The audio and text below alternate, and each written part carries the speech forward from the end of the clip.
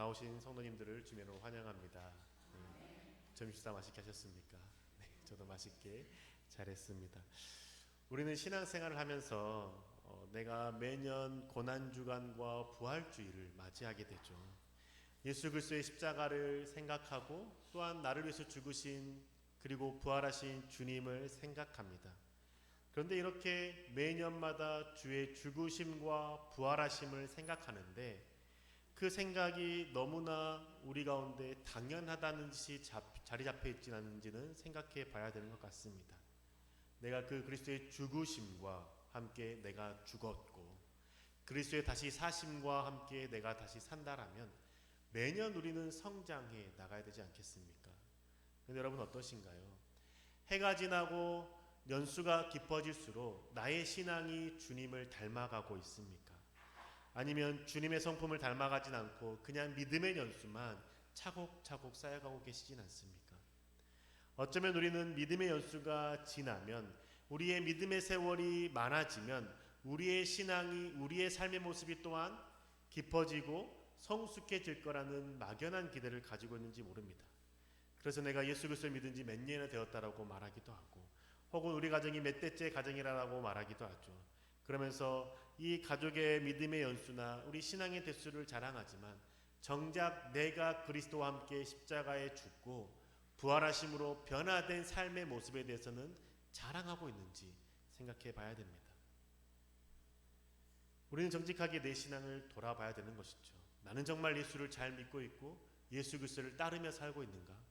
아니면 내가 이 믿음의 연수가 그냥 많아지는 것에 만족하면서 교회에 열심히 출석하는 것으로 나는 신앙생활을 잘하고 있다라고 주를 잘 믿고 있다라고 생각하고 있는 것은 아닌가? 이 질문에 우리는 스스로 대답해 봐야 된다는 것이죠. 이 질문에 저와 여러분은 어떻게 대답하십니까? 내가 매년 그리스도의 죽으심과 부활하심이 함께함으로 나의 신앙이 성장해 가고 있다라고 고백하십니까? 아니면 정체되어 있는 것처럼 느껴지십니까? 우리가 예수 그리스도를 믿고 난 이후에 삶의 변화가 없고 성품과 인격의 변화가 없다라면 나는 정말 예수 그리스도를 믿고 있는 것인가에 대해서 깊이 자신에게 질문을 던져야 됩니다. 예수 그리스도를 믿는다라는 것이 그냥 이곳에서 교회에 나와서 예배드리고 죽음 이후에 천국에 가는 것으로 그리스도를 믿는다라고 생각하고 계시진 않습니까? 천국에 가는 것만 생각할 뿐 내가 주님과 함께 죽고 다시 살았다라는 것에 대해서 생각하고 계십니까? 믿음의 기본은 내가 그리스도와 함께 십자가에 못 박혀 죽었고 내 안에 다시 사신 그리스도로 말미암아 내가 살고 있음을 고백하는 겁니다. 그것은 내가 사는 것이 아니라 내 안에 사시는 예수 그리스도로 말미암아 내가 살아가는 것이 신앙이라는 것이죠. 바울은 우리에게 이렇게 가르쳐주고 있습니다. 로마서 6장 3절의 말씀인데요. 제가 읽어드리겠습니다. 무릇 그리스도 예수와 합하여 세례를 받은 우리는 그의 죽으심과 합하여 세례를 받은 줄을 알지 못하느냐. 아멘. 우리가 세례를 받았다라는 것은 그리스도의 죽으심과 함께 세례를 받았다라는 것을 가르쳐줍니다. 예수를 믿기로 고백하고 성찬식에 참여하는 우리들은 예수 그리스도 앞에서 주를 믿겠다고 고백하며 세례를 받은 자들입니다. 모태신앙으로 태어난 분들은 유아세례를 받았을 것이고 성이 되어서는 견신례를 받았을 것입니다. 아니면 자신이 성이 되었을 때 예수 그리스도를 믿었다라면 성인이 된 이후에 세례를 받았을 것입니다. 여기 앉아서 예배드리시는 많은 분들이 대부분의 성도님들이 세례를 받았겠죠. 세례를 받았다라는 것은 내가 그리스도와 함께 십자가에 죽었다라는 것을 고백함으로 받는 것입니다. 세례를 받은 저와 여러분은 내가 그 세례 받았을 때 그 믿음의 고백이 지금도 유효하고 계십니까? 정말 내가 예수 그리스도와 함께 죽었다라고 고백하고 계십니까? 내 감정도 죽고 내 의지도 죽고 내 생각도 주님과 함께 죽었다라고 고백하십니까? 내 감정과 생각과 의지가 죽는다라는 것, 그리스도와 함께 죽는다라는 것, 그게 무엇일까요? 감정이 죽었기 때문에 화를 내지 않는 것이 내가 그리스도와 함께 죽은 것일까요? 그렇지 않습니다. 내 생각과 의지가 죽었기 때문에 죄의 유혹이 와도 죄를 짓고자 하는 의지조차도 생기지 않는 것이 그리스도와 함께 죽은 걸까요? 그렇지 않죠. 내가 주님과 함께 십자가 달려 내가 죽었다라는 것은 나의 의지, 나의 감정이 사라진 것을 말하는 것이 아닙니다. 내 감정이 아니라 주님의 감정으로 느끼고 내 의지로 살아가는 것이 아니라 주님의 의지로 살아가고, 그게 내가 그리스도와 함께 십자가에 죽었다라고 고백하는 죽음의 의미라는 것이죠. 이런 모습으로 살아갈 때 우리는 비로소 우리의 신앙은 자라나게 될 것입니다. 에베소서 4장 15절 세 번째 성경을 보면 이렇게 기록하고 있습니다. 우리는 사랑으로 진리를 말하고 살면서 모든 면에서 자라나서 머리가 되시는 그리스도에게까지 다다라야 합니다. 우리는 모두 다 머리가 되시는 그리스도께 다 자라나야 된다라고 바울은 우리 가운데 가르쳐주고 있습니다. 우리가 사랑이신 예수 그리스도를 믿는다라고 고백하고 사랑의 진리를 말한다라면 머리가 되신 그리스도께 성장할 때까지 우리의 신앙은 자라가야 된다라고 가르쳐주고 있는 것이죠. 이렇게 자라나는 모습의 한 부분을 바울은 우리 가운데 권면해 주는데, 그 말씀이 이 말씀입니다. 에베소 4장 26절에 보면 분을 내어도 죄를 짓지 말며 해가 지도록 분을 품지 말고 라고 기록하고 있죠. 그리스도를 믿는 믿음으로 그리스도의 머리까지 성장하고 자라는 믿음의 모습 중에 하나가 분을 내어도 죄를 짓지 말고 해가 지도록 분을 품지 않는 것이라고 말합니다. 내 감정이 폭발해서 화를 낼 수 있습니다.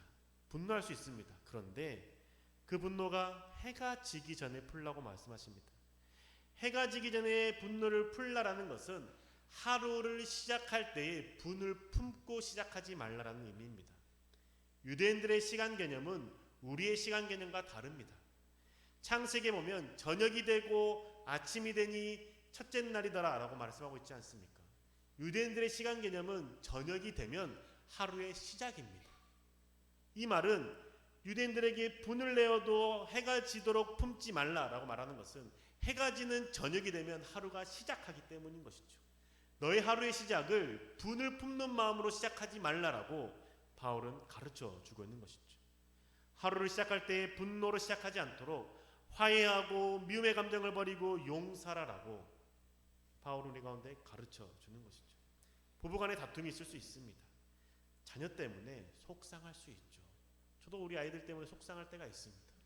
오늘에도 점심 때 밥을 먹는데 의찬이, 예찬이 둘이 와서 아빠 이제 밥 먹고 와서 게임해도 돼라고 물었을 때 오후 예배 끝나고 2시쯤 넘어서 해야지라고 할 때 아빠 고마워요 할게요 라고 말을 했을 때 옆에 딴 성도가 화도 낼 수도 없고 참 난감하겠죠 라고 이야기를 하는 걸 제가 들었습니다.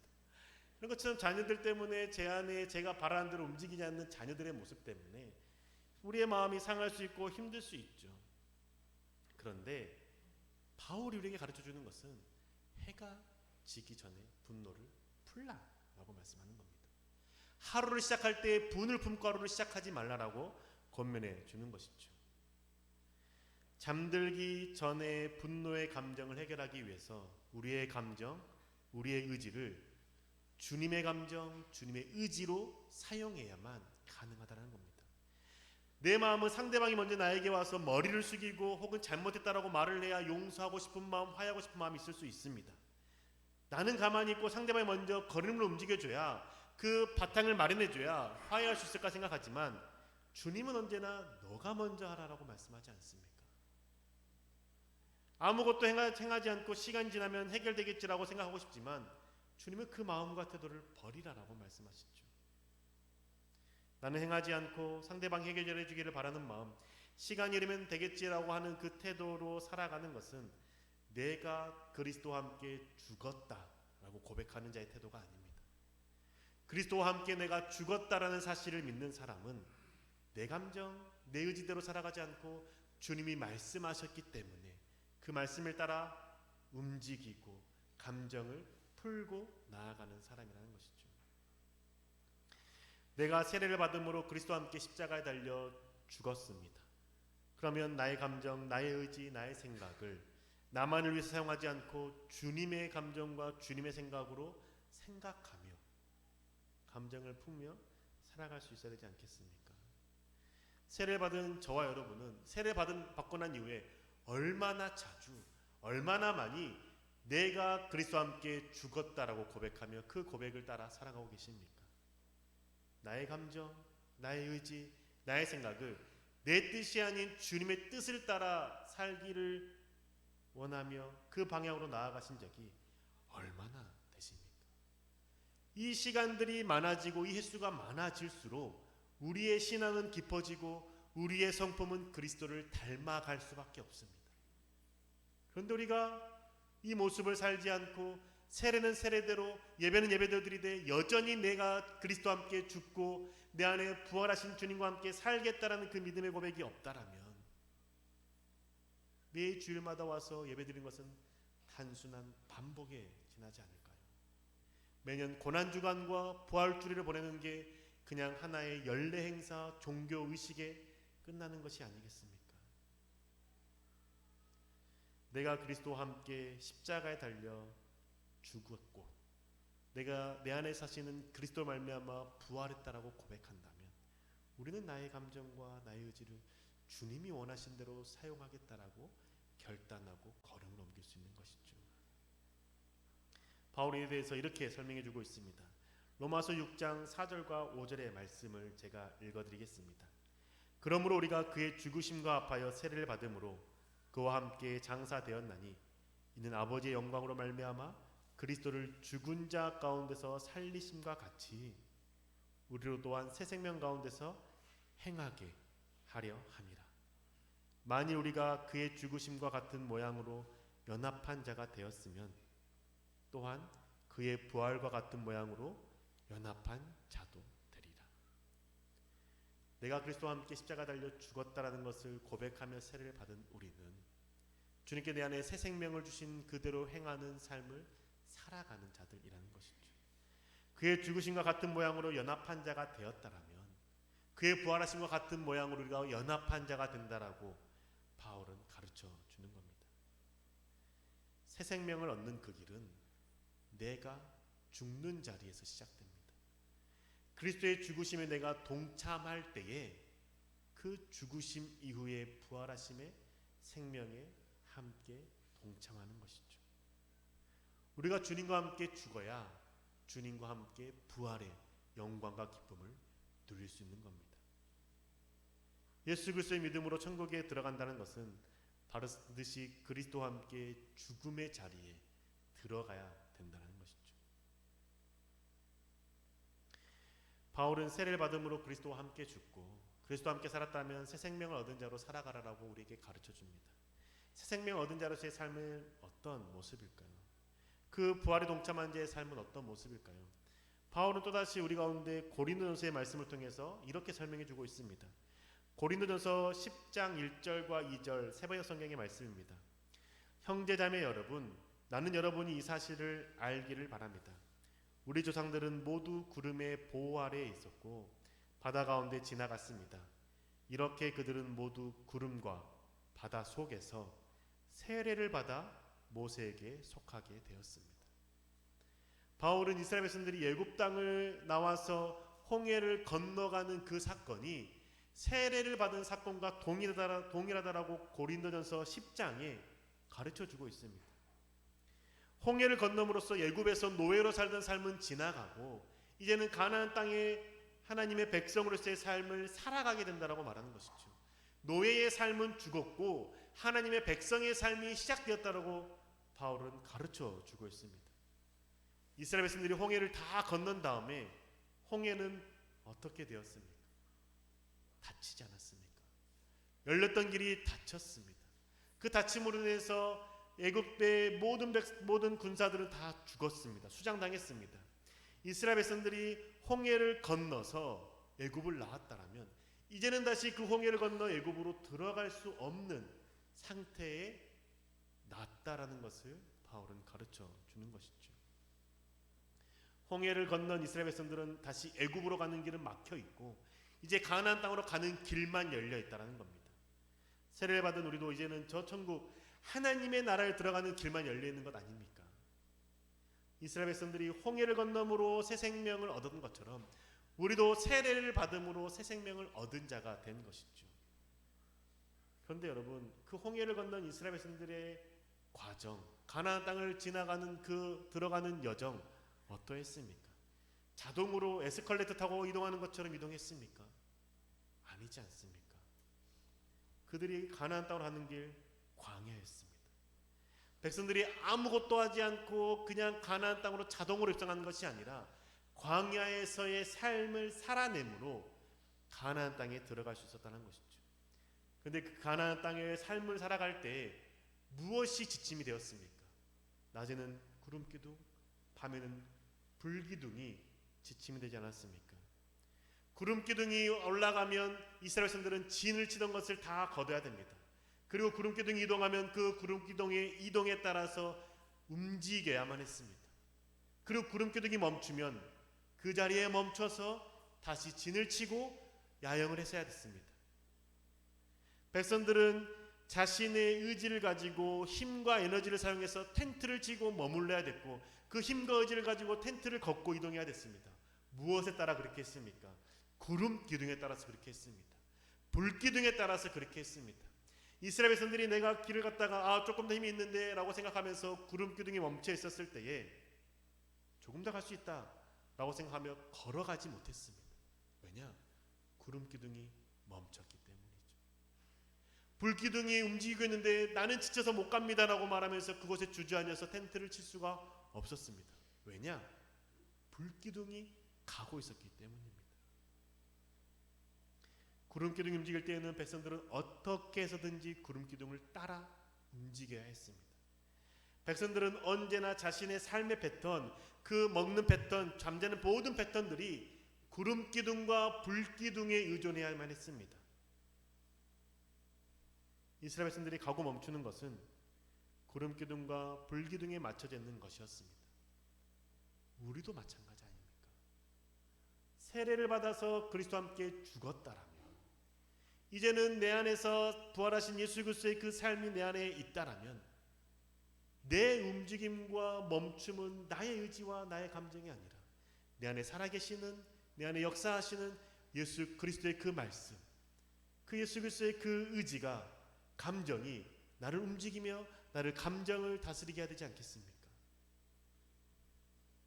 화를 내고 다투었다면 반드시 잠들기 전에, 해가 지기 전에 화해하라는 주의 말씀을 우리가 들었다라면 우리의 감정과 의지와 삶의 패턴은 여기에 맞춰서 해야 되지 않겠습니까?